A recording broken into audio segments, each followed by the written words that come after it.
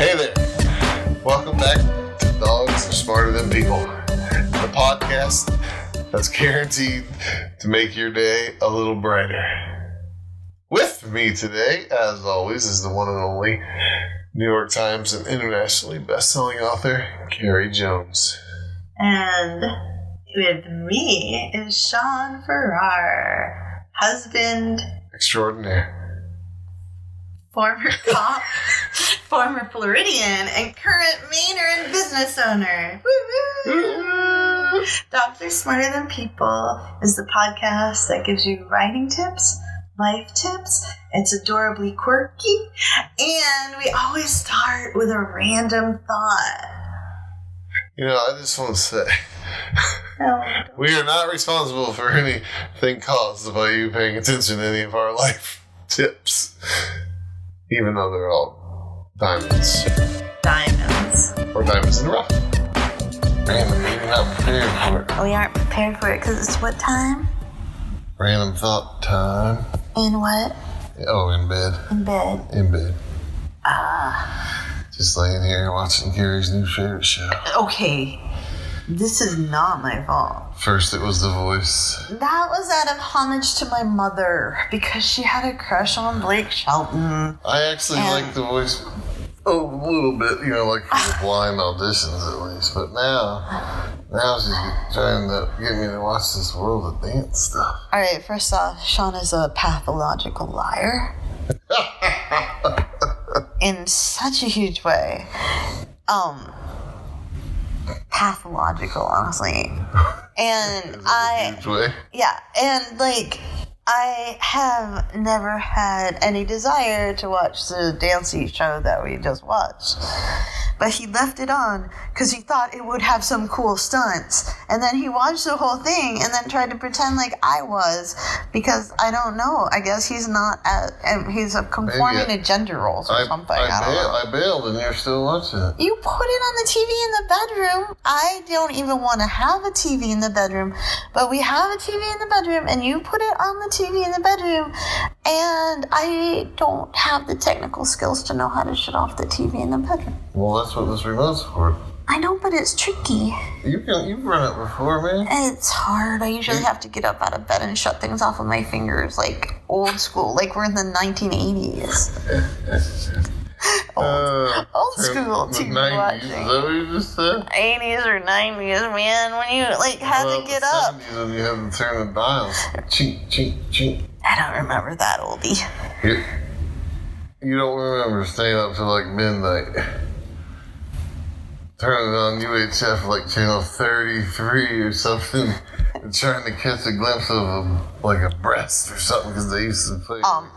Definitely not, because as we know, I was not into those things. I like sexy things, and also definitely not because I didn't like TV. I might be wrong.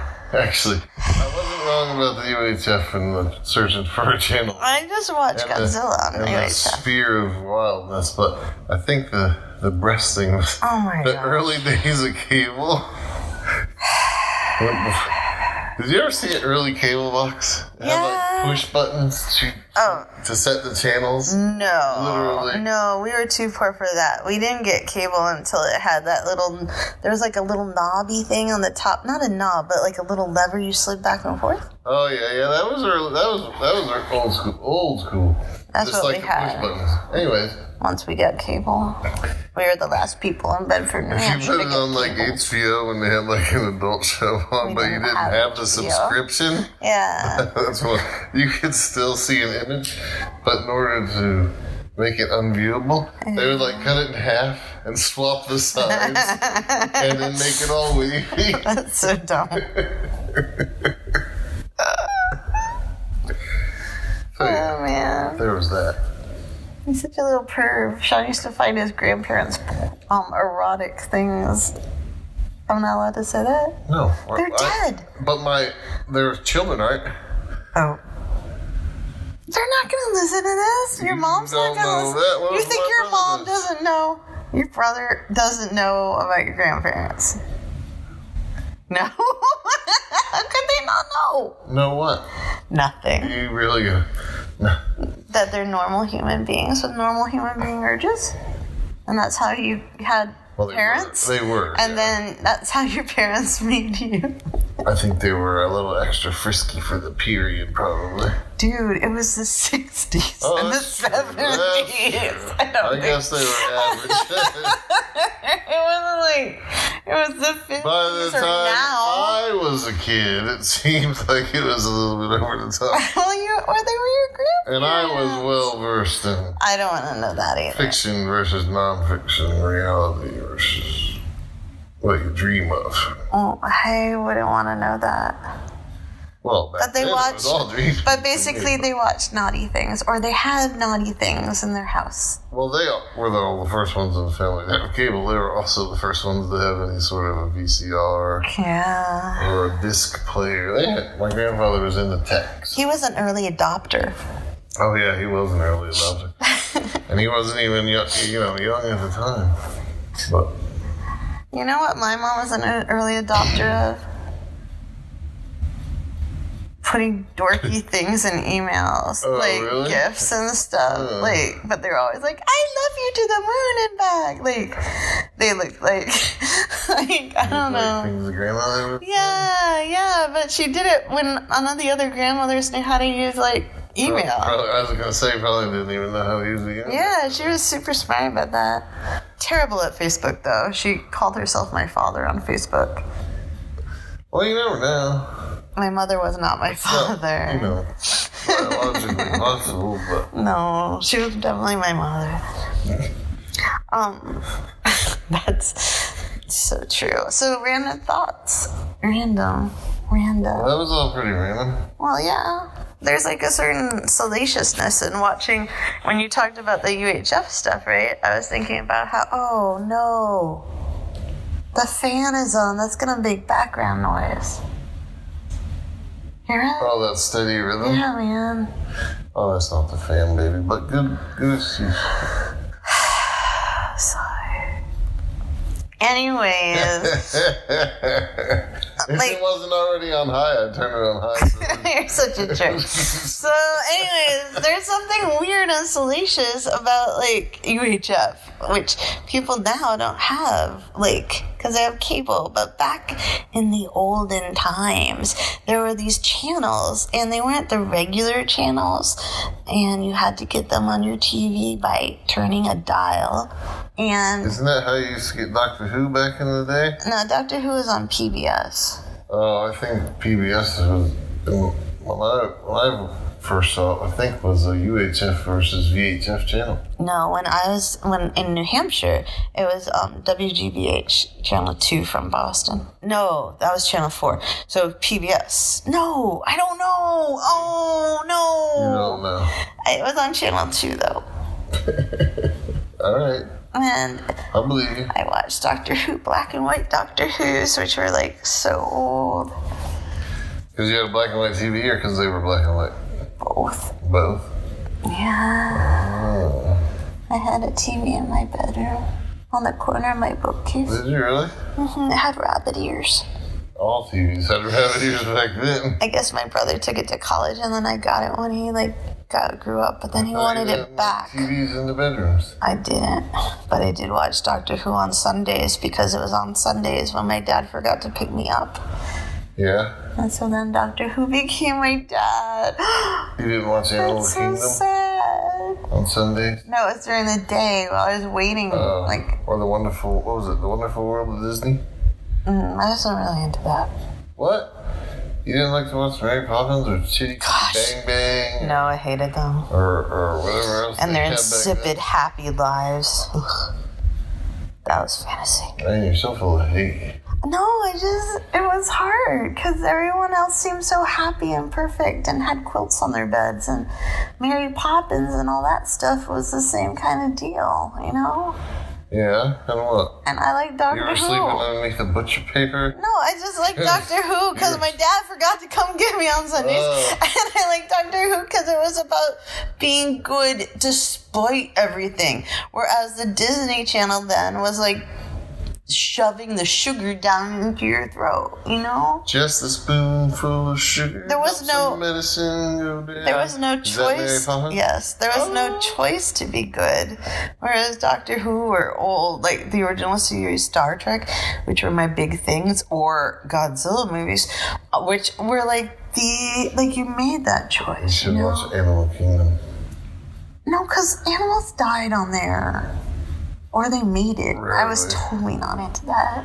They didn't. I don't know if they made it much. But they died. I don't even know if they showed animals really eating each other back then. But the animals got scared. Like, Probably. you'd see the lion, and then you'd see, like, the giraffe or something. I don't remember. And, like, the other animal would be scared because it knew it was going to die. And that was horrible. Did you hear? I watched 60 Minutes. Did you hear about the guy that got his finger bit off?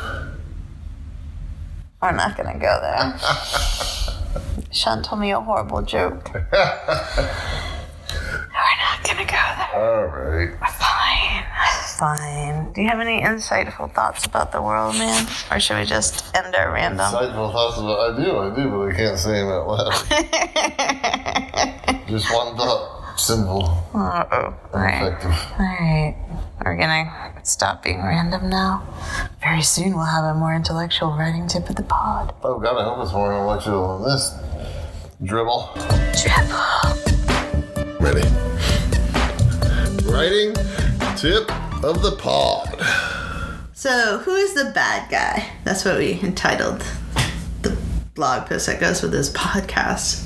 That's a rhetorical question, right? Yeah, man. Because lots of us have bad people in our writing in our lives, and these antagonists run the gamut from people who make us scream at their Facebook posts of fakeness to actually physically hurting us in our community.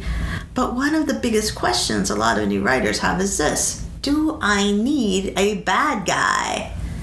What do you think the answer is, babe? I think it's yes, for sure. Yeah, you do. You do need a bad guy. But that bad guy can be yourself. Like in our random thoughts, I'm often showing that I'm my own worst enemy. Watching TV gives me anxiety, but I almost always watch TV at night for a couple hours, right? Worst enemy. Not quite that long, but yeah. Yeah. And when it comes to life or writing stories, you know, realizing that you have to have a bad guy, you also have to understand the steps to figuring out who your antagonist is. And here, ladies and gentlemen, are the steps. Number 1, figure out what your goal or your main character's goal is. And number 2, the bad person is whatever stands in the way of your character or you achieving your goal. So, in life, Carrie is her own antagonist because her goal is to not feel anxious at night, yet she still watches television for an hour or 2. That's an example of an inner antagonist or bad guy. Also in life, when Carrie doesn't let Shaun watch American Pickers and makes him watch Pen 15, she's Shaun's external bad guy, keeping him from his goal to chill with those picker guys. Because that is his goal. That's kind of, I mean, I do watch American Pickers, but I don't know what that Pen 15 stuff is all about. So. Pen 15? Oh, you liar. Every story needs conflict. Sometimes that conflict and opposing force, what's keeping your characters from their goal, comes from the character themselves. Or nature. The end. Yeah. Dog tip for life. Dude, us dogs do not need antagonists. We go for our wants over and over again. That's what Sparty does every morning. They definitely don't. They are their own antagonists, that's for sure. Yeah, like... Holy smokes. Like, would you like to tell the story of Sparty Dog? Which one, love? Oh, well, I don't know. There's so many. But Sparty is so super focused. The moment Shaun leaves, Sparty's trained me that if he comes over to my chair where I'm working on the computer, and then he hits me with his paw and makes a fake bark noise, that I will get up and ask him what's wrong, assuming he has to go to the bathroom. But indeed, he doesn't go out and go to the bathroom. He actually goes over to the pantry where the dog treats are. And he does this every morning until over and over again. I go and I sit back down. He comes back over and hits me with his paw. He pushes Gabby the dog literally out of the way to do this. Well, but the best part of that is at the very beginning you said he has trained me. He has. He has, man. He's totally trained me. Yeah. I don't know what to say about that. Well, he's just gonna live his life pretending there are no antagonists, and he's just gonna, go after what he wants. Unless I'm here. Yeah, man. And the plot shifts. Stays out on the couch. Yeah. Like a good dog. Yeah, because I'm not alpha. Yay, me. Yay. Yay. Hey, thank you for listening. We really appreciate it. And we'd also really appreciate it if you could like, share, or subscribe this podcast with the other people in your world. Yeah, man. Share a little bit of love and some likes and some subscriptions. Go ahead, man. No, I thought you heard that. I was just gonna say if you wanna like read the serious version, although it's pretty serious most times around here. Okay, you can go right to the website. When the address is what, baby? Oh boy, it's CarrieJonesBooks.blog. I knew that. I was just trying to give you an intro and so you can talk some. Thank you. You can also find more stuff about my books on there and more old podcasts, written versions under the Dogs Are Smarter Than People tab. I'm also on Instagram, Facebook, LinkedIn, and Twitter. And YouTube. And we're on YouTube. What's the best way to look up our channel? It's really your channel. It's really my channel, YouTube. But it's Carrie Jones Books. All right. Yeah. And we started making cooking videos on there to go along with our cooking blog segment that happens every Thursday. And the podcasts are there for those of you who are afraid of podcast format. Format. And have a Patreon. You can give $1 so we can stop sounding like you can stop hearing our breath every time. And yeah, we could use a couple pieces of equipment. Yeah, definitely. And you can also read a book that I never sent out to get published. But it's awesome. So far, it's good. It's so good. Really good. So good. Better than our cooking blog. But check that out too. Yeah. Yay. That might be funny. Thank you so much for being here. Thank you. Bye. Bye, baby. Hey, the music we've made available in this podcast is awesome, and you can find it through the Creative Commons license. On the website, there's a link to that, and to the artist's website. And who is that artist and what is that song? It's Night Owl by Broke for Free.